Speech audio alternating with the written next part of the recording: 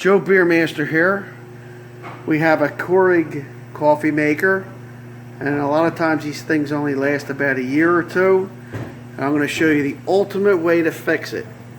Without any doubt, you'll never have a problem with your coffee maker again.